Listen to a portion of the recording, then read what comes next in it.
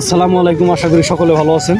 তো এই যে ভুট্টা ক্ষেত দেখতে পারতেছেন, এটা অনেক পরিশ্রম করতে হয়েছে ভাই। ভুট্টা চাষ করা এত সোজা কথা না। এই যে ভুট্টাটা দেখতে পারতেছেন, এখানে শরীরের ঘাম জড়ানো, টাকা ঢালতে হয়েছে, এরপরে এই ভুট্টা হয়েছে। তো আলহামদুলিল্লাহ, আল্লাহ তালা লাখ লাখ শুকরিয়া যে আল্লাহ তালা এত ছোট্ট একটা গাছ থেকে যেরকম ফল দেবে, এটা পরিকল্পনাও করা যায় না। আল্লাহ না দিলে হইব না। আল্লাহ দেয়, আল্লাহ খাওয়ায়, আল্লাহ পড়ায়। দিন শেষে এটা বিশ্বাস রাখতে হবে প্রত্যেকটা মানুষের। আমি মানুষগুলো জন্ম নিয়ে যদি আল্লাহ তালাকে না চিনি, তাহলে আমার জন্মটাই বিফল। সে রব আমাকে পাঠিয়েছে, দুনিয়ার কৃষি খাতেও যোগান দিতে হবে, আর এবাদতও করতে হবে। দিন শেষে তার প্রশংসা তো আছেই, তার প্রশংসা তো শেষ করা যাবে না।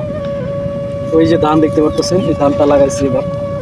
তো আলহামদুলিল্লাহ, এই যে শিলে অনেকটাই নষ্ট করে ভেঙে ভেঙে দিয়ে গেছিলো, কিন্তু তারপরেও তেমন একটা ক্ষতি হবে না। সকলে ভালো থাকবেন, সকলের জন্য ভালোবাসা দোয়া কামনা করব এই রমজান মাসে। আসসালামু আলাইকুম। যেটা আপনাদেরকে বোনা থেকে সার প্রয়োগ করা পর্যন্ত আপডেট দিয়ে দিছিলাম। তো আলহামদুলিল্লাহ, আজ সেই ভুট্টা ক্ষেতের মধ্যে আল্লাহ তালা দিছে। এই যে কলা, এক একটা কলা একদম